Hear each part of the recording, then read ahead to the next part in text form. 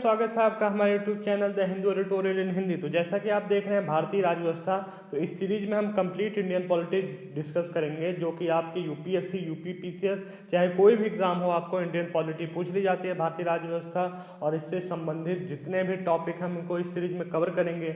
और प्लीज़ अगर आपको हमारी ये वीडियो अच्छा लगे तो इसे ज़रूर लाइक करें और इसे ज़्यादा से ज़्यादा शेयर करो यार, जिससे मुझे मोटिवेशन मिले, मैं नेक्स्ट वीडियो में आपके लिए और अच्छे से प्रिपेयर होकर बनाऊँ और आसान भाषा में आपको समझाऊं, जिससे इंडियन पॉलिटी आपके लिए मक्खन की तरह हो जाए, जो कि आप जब चाहो तब गटक लो। और दूसरी बात ये है कि देखिए, आप ज़्यादा से ज़्यादा लाइक जब करते हो तो लाइक करके कमेंट सेक्शन में ज़रूर बताना कि ये वीडियो आपको मेरा कैसा लगा, उसमें क्या इम्प्रूवमेंट करनी चाहिए। और अगर आपको मेरा ये वीडियो कम्प्लीटली अच्छा लग रहा है तो ज़रूर इसे कमेंट सेक्शन में बताएं आप। तो चलिए देखते हैं, शुरू करते हैं। तो जैसा कि जो पिछला वीडियो था, आप अगर इस चैनल का ये पहला वीडियो देख रहे हो इस सीरीज का, तो आप प्लेलिस्ट में जाके पहला वीडियो इसका देख लो।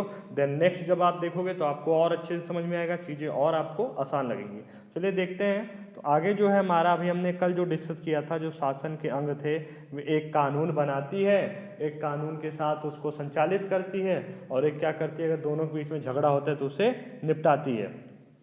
तो यहाँ पे जो कल मैंने आपको एग्जांपल लिया था, वो लिया था एक घर में जो एक परिवार है और उसके कितने 10 सदस्य हैं उसमें, और 10 सदस्य में एक पापा हैं जो क्या करते हैं, नया नया नियम घर में बनाते हैं कि आज से सबको ऐसे रहना है, इस तरह से कार्य करना है। तो वो क्या है, वो एक विधायिका की तरह काम कर रहे थे।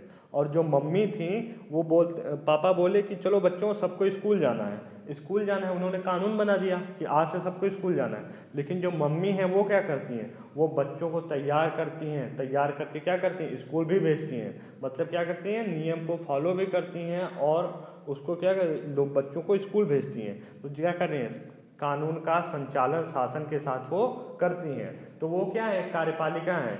और जब दोनों के बीच में जब क्या होता है, जब ये कहते हैं कि हम जो जिसके ऊपर ये नियम बच्चों के ऊपर लगाया गया था, पापा ने बच्चों के ऊपर नियम लगाया, तो बच्चे बोले कि मैं स्कूल नहीं जाता, मुझे स्कूल नहीं जाना है। तो फिर इसके बाद जो उस पे ऊपर पापा गुस्साने लगे, दोनों के बीच में बच्चों और बाप में झगड़ा हो गया। तो तीसरा जो पड़ोसी था वो आया था क्या करने, झगड़े का निपटारा करने। तो जो निपटारा करने आया वो कौन था, वो न्यायपालिका थी, मतलब कानून के अनुसार विवादों का समाधान करने वाली संस्था। तो अब देखते हैं, अब जो बात करते हैं विधायिका को अच्छे से देख लेते हैं। मैंने आपको बस इजी लैंग्वेज में थोड़ा सा बताया था, अब आगे देखते हैं विधायिका असल में क्या है। देखिए, पहले जो थी वो हमारी राजतंत्र प्रणाली थी, फिर इसके बाद हमारी तानाशाही थी, जो धर्मतंत्रीय शासन प्रणाली थी। तो देखिए, जो आप सोचते हो राजतंत्र तानाशाह, अब आप इसमें सोचो कि दोनों में डिफरेंस क्या है। आपको कहीं डिफरेंस नजर आता है? आप बोलते हो इसमें भी तो वही शासन करता है, उसके हिसाब से सब शासन होता है, वही न्यायपालिका, वही कार्यपालिका, वही विधायिका, उसमें भी वही होता है, तो इसमें डिफरेंस क्या है? तब तो दोनों एक ही हुआ। लेकिन नहीं, दोनों अलग अलग हैं। किस पॉइंट पे अलग हैं? जो तानाशाही होती है वह किसी गुट द्वारा हो सकती है, लेकिन राजतंत्र जो होता है वो किसके द्वारा होता है, बस एक व्यक्ति के द्वारा होता है। जबकि जो तानाशाही होती है किसी गुट के द्वारा होती है। जैसे कोई राज्य था, पहले आप कहानी सुन, एक राजा रहता था, तो राजा ही क्या था, वहाँ का कार्यपालिका, न्यायपालिका, विधायिका सब राजा रहता था, तो राजा एक रहता था, वहाँ वो क्या था, राजतंत्र था।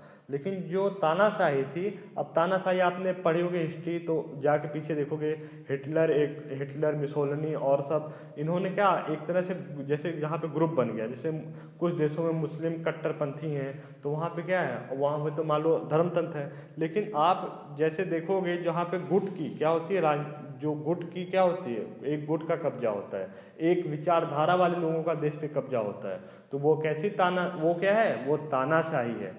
तो क्या डिफरेंस है दोनों में? राजतंत्र जो है एक व्यक्ति के द्वारा होता है, जबकि तानाशाही किसी गुट द्वारा भी हो सकती है। और देखो, तानाशाही गुट द्वारा भी होगी, किसी व्यक्ति द्वारा भी होगी। तो ये क्या है, ये दोनों में डिफरेंस है। धर्मतंत्र जो है, धर्मतंत्रीय शासन प्रणाली, वो धर्म गुरु द्वारा निर्धारित होती है। जैसे हमारे तिब्बत के थे दलाई लामा, अब तो तिब्बत चीन के पास चला गया। प्लस इसके बाद और देश हैं, वेटिकन सिटी है दुनिया में देश, जो कि धर्म पे वहाँ जो पोप हैं वो चलाते हैं उस देश को।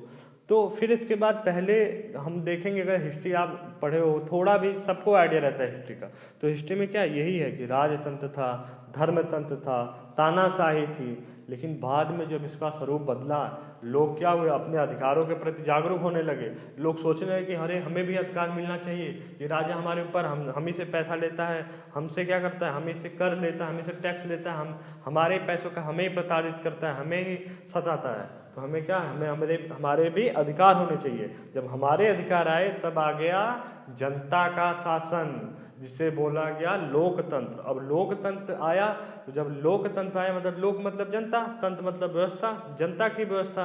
अब जनता की व्यवस्था जब आ गई तो जनता क्या सोचेगी कि ज़्यादा से ज़्यादा हमारा ही कल्याण हो, हमारा ही ज़्यादा से ज़्यादा जो अधिकार हमारे सुरक्षित हो, जो हम चाहें वो कर सकें, हम खाने पीने रहने के लिए स्वतंत्र हो सकें। तो फिर इसके बाद उन्होंने राज्य के ऊपर दबाव डालना शुरू कर दिया, बोला कि तुम हमें क्या, तुम कल्याणकारी स्टेट बनो, हमारा कल्याण करो, तभी हम चुन के तुम्हें ऊपर भेजेंगे।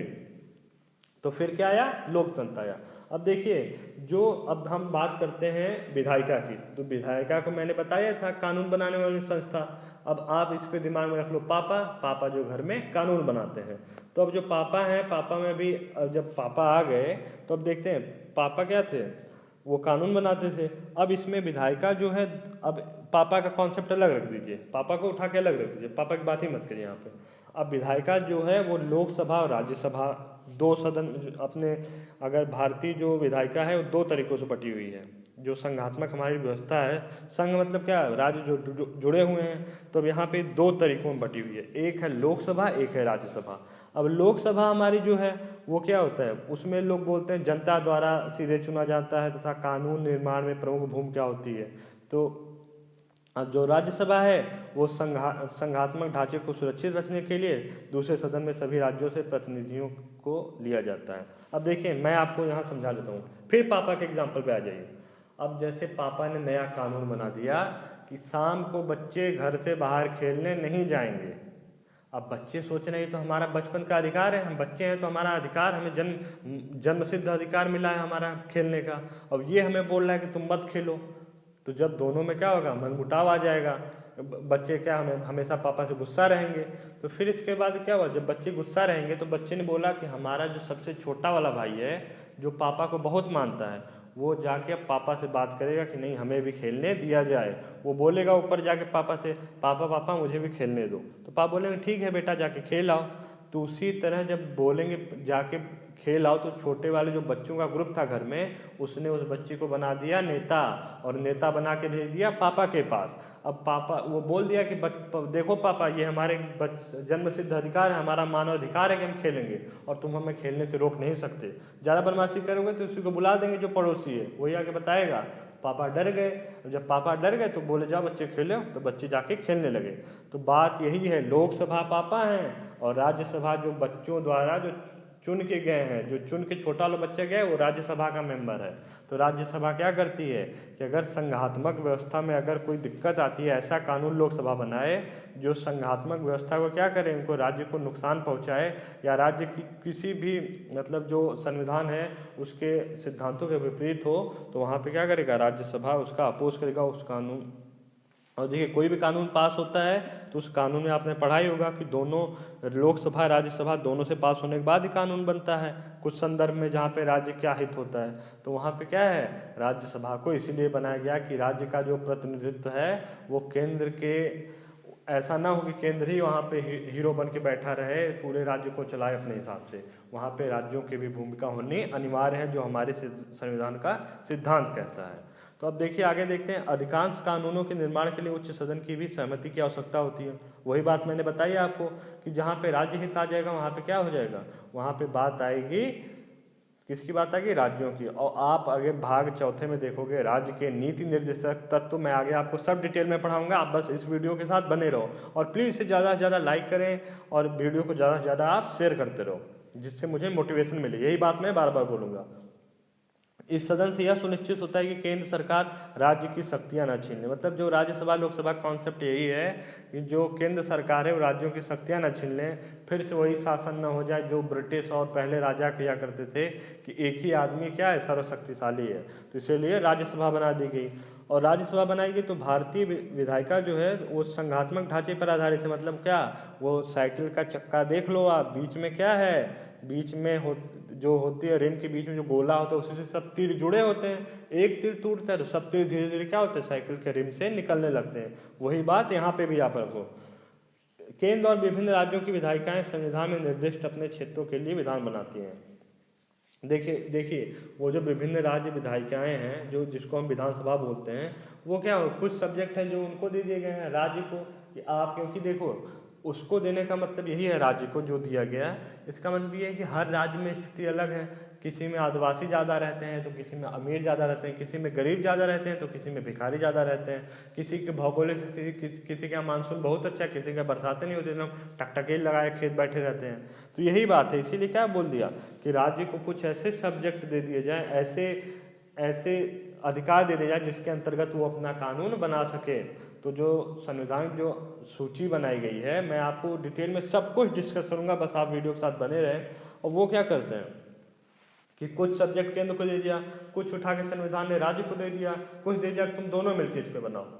तो देखिए जो राज्य में, अब राज्य में कोई विशेष चीज़ है, हाँ इस पे ये इसी राज्य में है तो वो राज्य बोलेगा कि हम अपने हिसाब से मैनेज करेंगे ना। तुम वहाँ अब दिल्ली में बैठ कर थोड़ी देखोगे कि हमारे यहाँ क्या दिक्कत है। तो यही बात इसमें बताई गई है। अब देखिए अब इसको हम आगे डिस्कस करेंगे और अच्छे से एक्सप्लेन करके। तो आप अभी जो मैं विधायिका और कार्यपालिका न्यायपालिका के बारे में बस बता रहा हूँ, आपको आइडिया दे रहा हूँ मोटा मोटा। अब देखते हैं द्विसदनीय व्यवस्था जो है वो राज्यसभा को संविधान में बोला नहीं गया है। वैसे नॉर्मली लोग उच्च सदन बोलते हैं और जो लोकसभा है वो निम्न सदन बोलते हैं। अरे लोकसभा में आप सीधे वोट करके जिता देते हो, पहुंचा देते हो उनको, और जो राज्यसभा है वो राज्य से एक मेंबर जाता है कि हमारे राज्य का प्रतिनिधित्व हो, हमारे राज्य का हो। हमारे जैसे वो बच्चा है ना छोटा वाला, तो वो जाके उसका प्रतिनिधित्व करा, पापा के सामने बोल रहा है कि अरे हमें खेलने का अधिकार है, ये हमारा जन्मसिद्ध अधिकार है, तुम कैसे ले लोगे, तुम कैसे लेने वाले होते हो। वही बात है, तो पड़ोसी को बुलाएगा, पड़ोसी कौन है, न्यायपालिका है, वो स्वतंत्र है, वो आके बोल देगा कि नहीं अरे कैसे, ये बात गलत है, वो उसका जन्मसिद्ध अधिकार है, तुम थोड़ी ले सकते हो। अब बात करते हैं जो राज्यों की विधान, देखिए ये आप इसे स्क्रॉल डाउन करके स्क्रीनशॉट ले लीजिएगा, या तो मैं आप बोलेंगे तो मैं पीडीएफ दे दूंगा। अगर आपको पीडीएफ चाहिए तो आप कमेंट सेक्शन में जरूर बताइए, मैं आपको पीडीएफ दे दूंगा। इसके बाद देखते हैं राज्यों की जो विधायिकाएं हैं वो आमतौर पर एक सदनी है। मतलब जो राज्यों की जो विधानसभा जिसको बोलते हैं, जिसमें किसके विधायक हैं, हमारे चाचा विधायक हैं जो बोलते हैं, उसमें क्या एक सदनी होती हैं। यदि किसी राज्य में विशेष परिस्थिति हो, मतलब विशेष परिस्थिति जैसे वहाँ पे जनसंख्या का मतलब जो जनसांख्यिकी विभाजन है बहुत ज़्यादा है, तथा उसमें कई तरह के लोग हैं, कुछ आदिवासी वर्ग है जो बहुत ज़्यादा गरीब है, कुछ दलित वर्ग बहुत ज़्यादा है किसी राज्य में, मतलब स्थिति ऐसी है जो विशेष है, अन्य राज्यों जैसी नहीं है। तो वहाँ पे क्या करेंगे, जब भौगोलिक जनसांख्यिकी स्थिति अलग है तो उसी के हिसाब से वो अपनी विधान परिषद बना लेते हैं, जिससे वो राज्य के प्रांत से लोग क्या चुन के जाते हैं, विधान परिषद में बैठते हैं। और वहाँ पे अगर विधानसभा कोई ऐसा नियम पास करती है जो उन लोग के खिलाफ है तो वो क्या करते हैं, उसे पास नहीं होने देते हैं। यही काम जैसे राज्यसभा और लोकसभा का, उसी तरह राज्य में विधान परिषद और विधानसभा का। और वर्तमान में भारत में कितने हैं आप कमेंट सेक्शन बताओ। चलो मैं बता देता हूँ, 6 राज्यों में इसमें विधान परिषद हैं। अभी आंध्र प्रदेश का मुद्दा उठा था जहाँ पे उसको भंग करने के लिए अपील की गई थी, और ये अपील की गई थी लोकसभा में, अगर दोनों वो अपील अगर पास हो जाती है लोकसभा राज्यसभा से और राष्ट्रपति मंजूरी दे देंगे तो वहाँ पे क्या हो जाएगा, वो वहाँ पे विधान परिषद जो है भंग हो जाएगी। तो इस तरह की मैं आपको आगे और डिस्कस करूँगा बहुत अच्छे से, जब ये चैप्टर आने दीजिए तब। विधायिका के एक अंग के रूप में भारतीय राष्ट्रपति संसद के दोनों सदनों द्वारा पारित विधेयकों पर अपनी सहमति प्रदान करता है। देखिए जो हमारे राष्ट्रपति रामनाथ कोविंद जी हैं वो संसद के दोनों सदन होंगे, चाहे राज्यसभा हो चाहे लोकसभा हो, उस पर जो विधेयक पारित, जो भी नियम कानून पारित किए जाएंगे वहाँ से, उस पर अपनी सहमति प्रदान करता है। तो राष्ट्रपति जब आएगा तब उसको देख लेंगे अच्छे से किस तरह से कार्य करते हैं।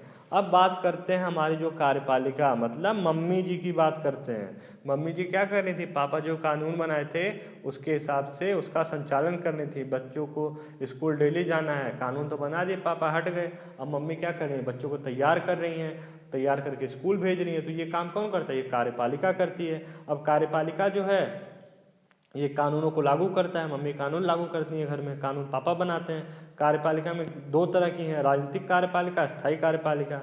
अब राजनीतिक कार्यपालिका है जो राजनीति संबंधित है। राजनीति संबंधित कौन है? नेता है। और नेताजी लोग आते हैं कितने दिन के लिए? 5 साल के लिए। तो 5 साल के लिए जब आएंगे तो क्या होंगे? अस्थायी है कि अस्थायी है? ये अस्थायी है। 5 साल बाद रहे या न रहे, फिर वही 5 साल बाद जाके हाथ पैर जोड़ते हैं आपसे, कह रहे भैया हम कोड दे दो, फिर से तुम अस्थायी में बना के बैठा दो। तो ये कैसे हैं? अस्थायी है। और जो अस्थायी कार्यपालिका है जिसमें आप जिसकी तैयारी कर रहे हो, ब्यूरोक्रेट्स मतलब लोक सेवक, जो IAS हैं, IPS हैं और राज्य के जो लोक सेवा अधिकारी हैं, सब क्या हैं? कोई इनके लिए चुनाव तो होता नहीं है, सीधे ये एग्ज़ाम देते हैं। प्रशासनिक दक्षता जो इनके अंदर कैपेबिलिटी है शासन करने की, वो इनके अंदर टेस्ट की जाती है, फिर इनको बना दिया जाता है तुम जिंदगी भर के लिए जाओ ऐश करो। लेकिन एक बात ये भी है, जब जनता से ये चुन के जाते हैं, जो राजनेता होते हैं उनका निर्वाचन तो होता नहीं है। तो यहाँ है लोकतंत्र, और लोकतंत्र मतलब जनता की व्यवस्था। जनता की व्यवस्था मतलब जनता के चुने हुए लोग। अब जनता के चुने हुए लोग ऊपर होंगे कि जो अपने से एग्जाम दे गया है वो ऊपर होगा? जो जनता से चुने गए लोग हैं वही ऊपर होंगे। इसीलिए क्या है, अस्थायी कार्यपालिका जो है वो अस्थायी कार्यपालिका के अंतर्गत कार्य करती है। जब देखिए, जब भी कोई संविधान का क्वेश्चन आए तो आप हमेशा एक पॉइंट दिमाग में रखो, जनता का शासन। और जब जनता का शासन आप ध्यान में रखोगे तो आपको हर क्वेश्चन का 30 से 40% जो प्री में आए गए जितने भी कॉन्सेप्चुअल में, आपको 30 से 40% आंसर खुद ब खुद मिल जाता है। क्योंकि यहाँ पे है लोकतंत्र, जनता का शासन। अब जनता का शासन है तो जनता के लिए होगा, जनता के चुने हुए लोग होंगे, जनता के चुने हुए लोग होंगे तो उसके जो भी होगा उसके नीचे ही आएगा, चाहे वो ब्यूरोक्रेट्स हो चाहे जो मन सो हो। अब इसमें राजनीतिक कार्यपालिका में अंतर्गत देखें तो अध्यक्षीय कार्यपालिका है, संसदीय कार्यपालिका है, दोहरी कार्यपालिका है, बहुल कार्यपालिका है। तो ये क्या है? ये जो है कार्यपालिका के प्रकार हैं। अब इनको देख लेते हैं। यहाँ पे कार्यपालिका के सर्वोच्च स्तर पर राजनीतिक कार्यपालिका होती है। जनता निश्चित अवधि के लिए प्रत्यक्ष अप्रत्यक्ष ये देखिए नीचे सब लिखा हुआ है, आप इसे पढ़ लेना है। इसे मैं PDF प्रोवाइड करा दूंगा, आप कमेंट सेक्शन में बताओ, मैं PDF दे दूंगा। भारत में जो केंद्रीय मंत्रिमंडल है वो अमेरिका में जो राष्ट्रपति हैं वो दोनों बराबर होते हैं। अब देखिए, जब लोकसभा का आप चुन लेते हैं, लोकसभा का चुनाव हो जाता है, आप लोग MP में वोट दे लेते हैं, तो वहाँ पर क्या होता है, एक बहुमत का नेता बनता है, बहुमत दल का।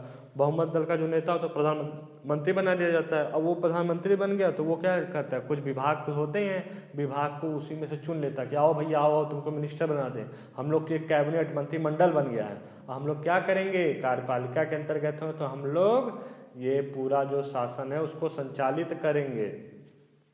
जब संचालित करेंगे तो यही काम अमेरिका में राष्ट्रपति जी करते हैं, जो अभी जो बाइडेन साहब है। तो यहाँ पे देखिए ये राजनीतिक कार्यपालिका थी। अब अध्यक्षीय कार्यपालिका में क्या है, ये जनता एक निर्वाचक गण के माध्यम से राजनीतिक कार्यपालिका के प्रमुख अर्थात राष्ट्रपति का चयन करती है। निर्वाचक गण, देखिए यहाँ पे जो बात की जा रही है निर्वाचक गण की, निर्वाचक गण का मतलब ये है कि जनता क्या करती है, सीधे नहीं चुनती है राष्ट्रपति को, वो क्या करते हैं, किसी को चुन लेती है। और जो चुने हुए नुमाइंदे जो होते हैं लोग, वो लोग फिर मिलके किसका चुनाव करते हैं, राष्ट्रपति का। इसका फायदा है पैसा वैसा कम लगेगा और फिर हल्ला गुल्ला कम मचेगा, इलेक्शन शांति से हो जाएगा। नहीं तो अब जनता राष्ट्रपति के जाके 10 बार वोट करेगी वहाँ पे भारत के पक्ष में। एक तो प्रधानमंत्री का चुनाव इतना बवाल होता ही है, जब चुनाव क्या, जब लोकसभा का चुनाव होता है तो उसमें बवाल होता ही है। अब राष्ट्रपति करा देंगे, पता चले भैया खर्चा बहुत ज़्यादा बढ़ गया, देश बस इलेक्शन में करा रहा है साल भर, वैसे भी हम इलेक्शन में सबसे ज़्यादा खर्चा करते हैं। तो यही सब बात है जिसमें और भी संवैधानिक बात है, ये तो मैं मोटी मोटी बातें आपको बता रहा हूँ, आगे और डिस्कस करेंगे हम। जो अध्यक्षीय कार्यपालिका, जो राष्ट्रपति को कार्यपालिका के क्षेत्र में सभी शक्तियाँ प्राप्त होती हैं। जब अध्यक्षीय कार्यपालिका बात आ जाएगी तो यहाँ पे राष्ट्रपति आ जाएगा, और राष्ट्रपति आ जाएगा तो राष्ट्रपति कौन होता है, अध्यक्षीय कार्यपालिका में हेड होता है। और इसका जो चुनाव होता है वो जो निर्वाचक गण है जिसको जनता चुनती है, और जनता के चुने हुए लोग ही राष्ट्रपति को चुनते हैं। संसदीय कार्यपालिका, विधायिका के सदस्यों में से ही राजनीतिक कार्यपालिका का चयन होता है, और जिसमें कैबिनेट दल का बहुमत नेता होता है वही सरकार बनाती, जो जिसका मतलब जिस दल का बहुमत होता है। जैसे भारत के संदर्भ में रख लीजिए, बीजेपी का बहुमत था, बीजेपी सरकार बना ली लोकसभा में, तो यहाँ पे कैसी कार्यपालिका है, संसदीय कार्यपालिका है। अध्यक्षीय कार्यपालिका अमेरिका में है। अमेरिका में कैसे चुनाव होता है, मैं मोटा मोटा आइडिया दे देता हूँ। तो वहाँ पे देखिए पहले क्या होता है, पहले 2 पार्टियाँ हैं, रिपब्लिक और डेमोक्रेटिक। तो जो रिपब्लिकन और डेमोक्रेटिक है तो ये जाती है, पहले उम्मीदवार का चुनाव होता है, कौन उम्मीदवार है, तो उम्मीदवार के लिए भी वहाँ पार्टी में चुनाव होता है। लोग काक चेक करके, और एक प्राइमरी 2 तरह के चुनाव होते हैं, दोनों होते हैं, उसमें लोग उम्मीदवार को चुनते हैं। जो पार्टी के सदस्य होते हैं, पार्टी की सदस्यता लेके लोग, वहाँ की जनता भी पार्टी की सदस्यता ले लेती है। फिर उसमें से मान लो एक पार्टी से 10 लोग उठ गए, रिपब्लिकन से, डेमोक्रेटिक से 10 लोग, तो उस 10 लोग पहले क्या करेंगे, 10 लोग में चुनाव होगा, पार्टी के अंदर होगा, फिर 10 में से एक जीतेगा तो वो ऊपर आएगा निकल के एक पार्टी का। फिर वहाँ पे इलेक्टोरल, जनता क्या इलेक्टोरल को चुनती है, मतलब कि जैसे अपने यहाँ विधायक और कौन चुने जाते हैं, सांसद, तो फिर वहाँ जनता इलेक्टोरल को चुनती है। फिर इलेक्टोरल 570 इलेक्टोरल इकट्ठा होते हैं ऐसे चुन चुन के जनता द्वारा, 28 जो राज्य हैं वहाँ पे। अब वो 50 राज्यों से जब वो इकट्ठा हो जाते हैं, फिर इसके बाद वो 570 मिलके तब वोट करते हैं कि दोनों पार्टी में से जो इलेक्शन में जीते होते हैं, उन दोनों में से फिर क्या होती है, लड़ाई होती है, 2 लोग उठते हैं, लड़ते हैं कि उन दोनों में से जो 570 इलेक्टोरल जो जनता द्वारा चुने जाते हैं, ये वोट करते हैं, जिसको 270 से ऊपर मिला वो क्या बना लिया, वहाँ पे अपनी सरकार बना लिया, वो वहाँ का राष्ट्रपति बन गया। तो अमेरिका का चुनाव प्रणाली है वो कैसी है, अध्यक्षीय कार्यपालिका है, भारत की संसदीय कार्यपालिका है। अब दोहरी कार्यपालिका जो होती है वो विशेष कार्य प्रणाली होती है, मतलब विशेष होती है, एकदम अलग अलग ही तलक चलती है। उसमें जो होता है वो राष्ट्रपति और प्रधानमंत्री में क्या होता है, विभाजित होती है। कुछ शक्तियाँ राष्ट्रपति को, कुछ किसको दी जाती हैं, प्रधानमंत्री को। भारत के संदर्भ में आप, अगर आपको आइडिया हो तो कमेंट सेक्शन में जरूर बताइए कि भारत में सबसे ज़्यादा शक्ति किसे दी गई है और जो कार्य होता है वो किसके नाम पे किया जाता है। प्रधानमंत्री जो है भारत की तरफ चुने जाते हैं जो दोहरी कार्यपालिका में, मतलब प्रधानमंत्री कैसे, जिसका बहुमत होगा जिस दल का, उसकी सरकार बनेगी और उसी का नेता क्या बनता है, वो बहुमत चुन लेता है कि हम पहले से डिसाइड कर लेता है कि ये बनेगा हमारा प्रधानमंत्री अगर हमारी पार्टी जीतती है। और राष्ट्रपति का चुनाव दोहरी कार्यपालिका में अमेरिका की तरह होता है, जो मैंने चुनाव प्रक्रिया आपको मोटी मोटी बता दी है। अब बहुल कार्यपालिका की अगर बात करें, इसके आगे जो है हमारी बहुल कार्यपालिका, तो ये जो है इसमें सभी सदस्य बराबर होते हैं। अब जो दोहरी कार्यपालिका थी वो, उसका एग्जाम्पल आप ले लो फ्रांस का, आप जाके चुनाव प्रक्रिया यूट्यूब या गूगल कर लेना, अभी उसमें आपको पता चल जाएगा।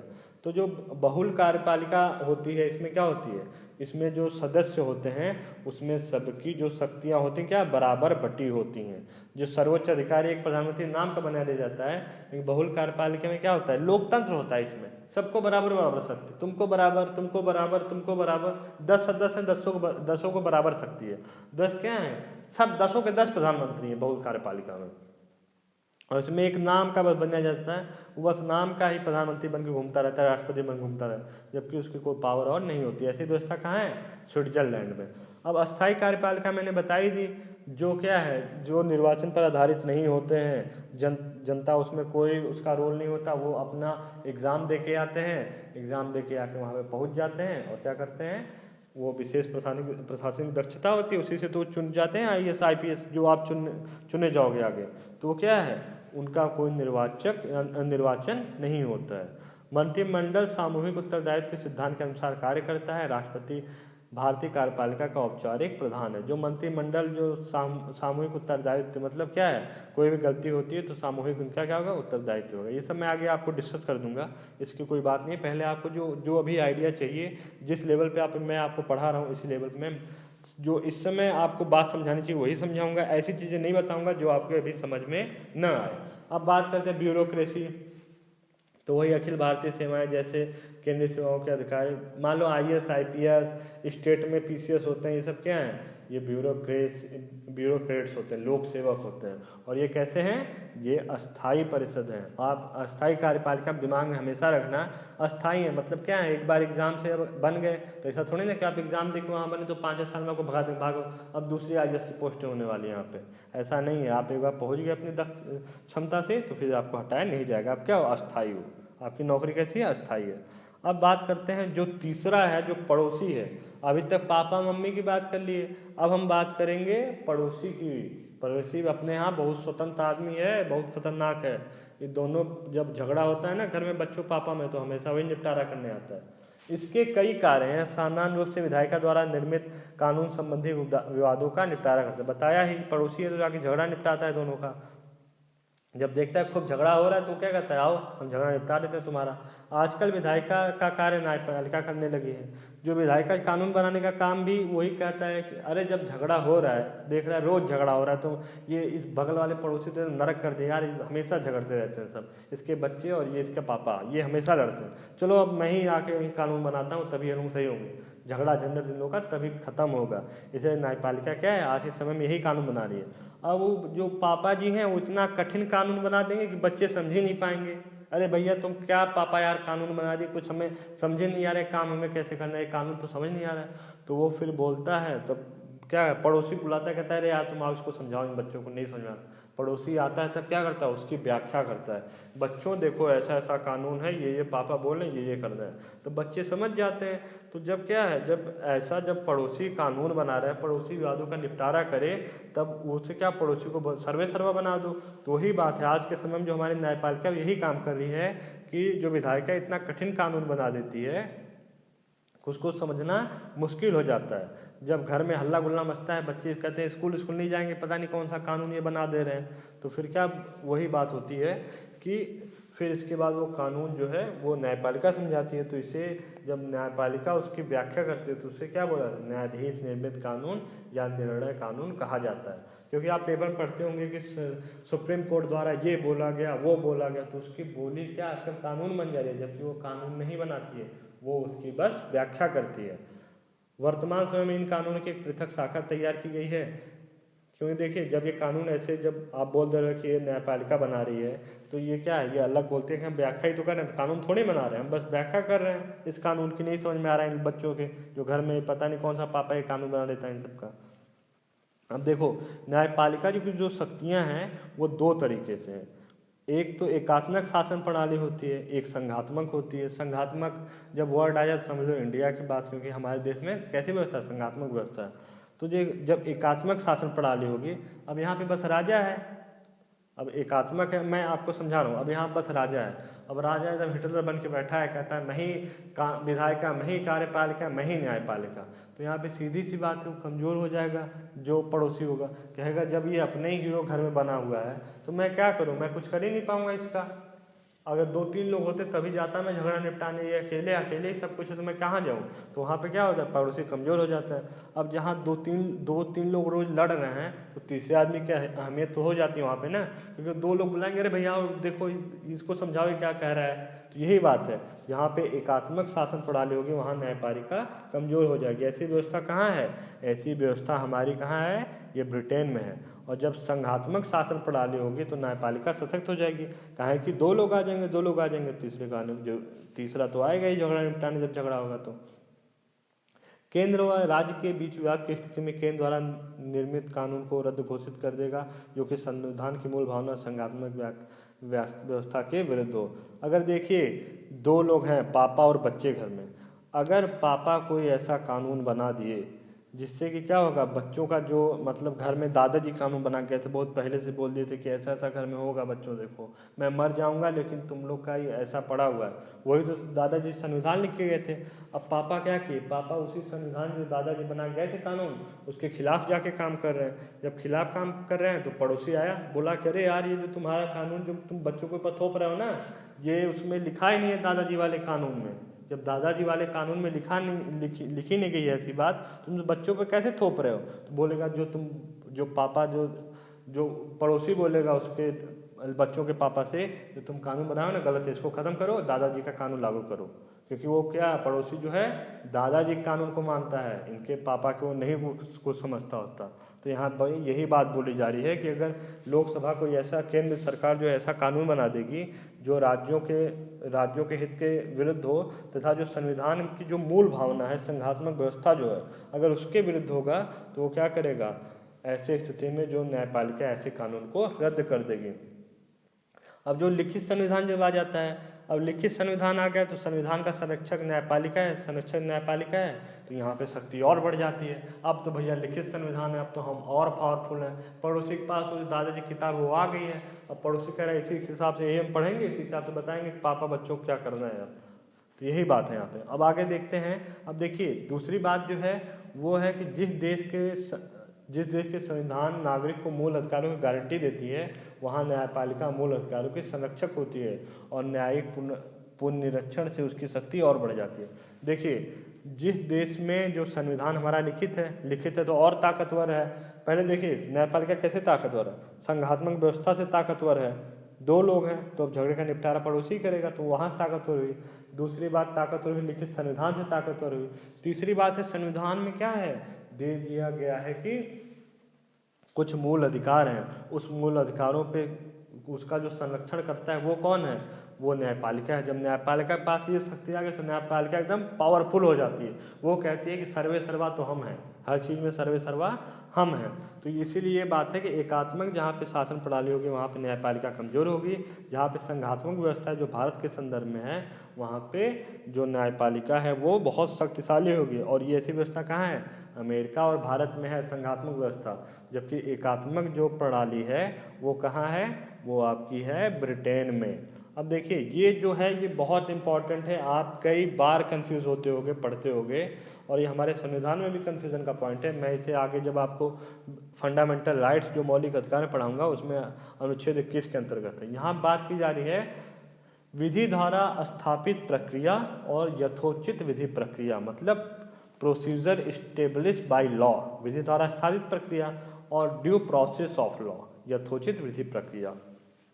तो देखिए जो विधि द्वारा स्थापित प्रक्रिया है यह देश की संसद को ताकतवर बनाए, जो संसद है उसको ताकतवर बनाएगी। अब सोचोगे यार ये कैसे हो सकता है, जब विधि द्वारा स्थापित है, लॉ द्वारा स्थापित प्रक्रिया है, तो यहाँ पे संसद कैसे ताकतवर हो जाएगी। तो यहाँ और यह न्यायिक पूर्वानुलोकन के नाम पर न्यायपालिका बस, अब देखो मैं यहाँ पे समझा देता हूँ, जो लिखा हुआ है इसको छोड़ो, यहाँ पे बस पढ़ देता हूँ आपको, फिर इसके बाद समझ में अच्छे से आ जाए।